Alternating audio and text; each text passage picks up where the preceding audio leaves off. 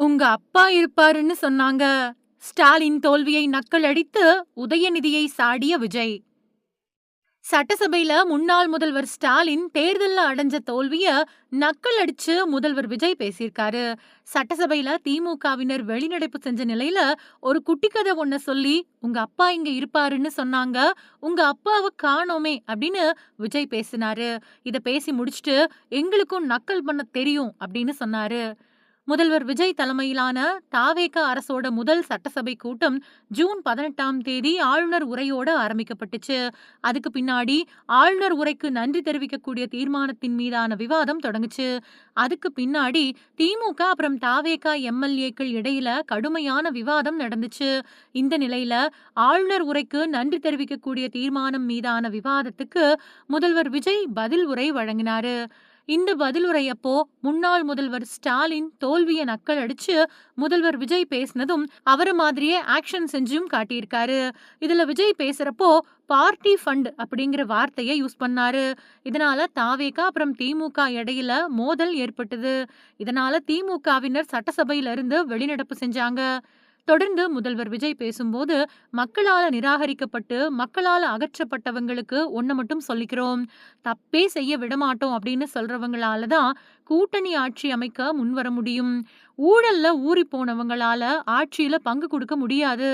நிதி நிலைமைய சரி செய்யவே தாவேக ஆட்சி அமைச்ச பின்னாடி நேரம் கேட்டோம். சபையில இல்லாதவங்கள பத்தி பேச வேணாம் அப்படின்னு நினைக்கிறேன். நக்கல் நையாண்டி அப்படின்னு பேசிட்டு முதல்வருக்கு பதில் சொல்ல தெரியலையா அப்படின்னு சொல்றாங்க. சோஃபா மாடல் ஆட்சி அப்படிங்கிறாங்க. அது புரியறதுக்கே ரொம்ப நாள் ஆயிடுச்சு. ஃபர்னிச்சர் தொழில வேற எங்கேயாவது போய் செஞ்சுக்க சொல்லுங்க. ஒரு குட்டி கதை ஞாபகம் வருது. ஒரு ஊர்ல ஒரு பெரியவர் வெயில் அதிகமா இருக்குது அப்படின்னு கண்ணுக்கு மேல கைய வச்சுக்கிட்டு சுத்தி தேடிக்கிட்டு இருந்தாராம். அப்ப கூட நின்ன சின்ன பையன் என்ன தேடிக்கிட்டு இருந்தீங்க அப்படின்னு கேட்டிருக்கானாம். அதுக்கு அவரு ஒண்ணுமில்லடா தம்பி, உங்க அப்பா இங்கதான் இருப்பாருன்னு சொன்னாங்க. எங்க உங்க அப்பாவையே காணோம் அப்படின்னு கேட்டாராம். எனக்கும் நக்கலா நையாண்டியா பேச தெரியும். அந்த கதையில பெரியவர் அப்படி கேட்டாராம். யாரும் டென்ஷன் ஆகாதீங்க.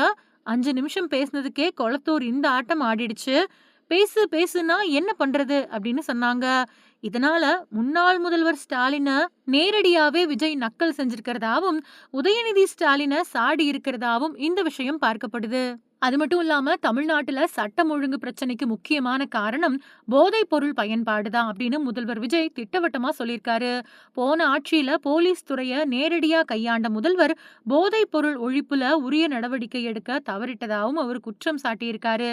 சட்டமன்றத்துல ஆளுநர் உரைக்கு நன்றி தெரிவிக்கக்கூடிய தீர்மானம் மீதான விவாதத்துல பேசின அவரு, கடந்த 10 மாசங்களா தமிழ்நாட்டுல சட்டம் ஒழுங்கு டிஜிபி நியமனம் இல்லாம போலீஸ் துறை இயங்கிக்கிட்டு இருந்ததாகவும், தாவேகா ஆட்சி பொறுப்பேற்றதுக்கு பின்னாடிதான் டிஜிபி நியமனம் செய்யப்பட்டதாகவும் சுட்டிக்காட்டினாரு. போதைப் பொருள் ஒழிப்புல போன திமுக ஆட்சியில போலீஸ் துறையை வச்சிருந்த முன்னாள் முதல்வர் ஸ்டாலின் அரசு தீவிர நடவடிக்கை எடுக்க தவறிட்டதா முதல்வர் விஜய் குற்றம் சாட்டினாரு. இதனாலதான் தமிழகத்துல சட்டம் ஒழுங்கு பிரச்சனை அதிகரிச்சிருக்கிறதாவும் அவர் சொல்லியிருக்காரு.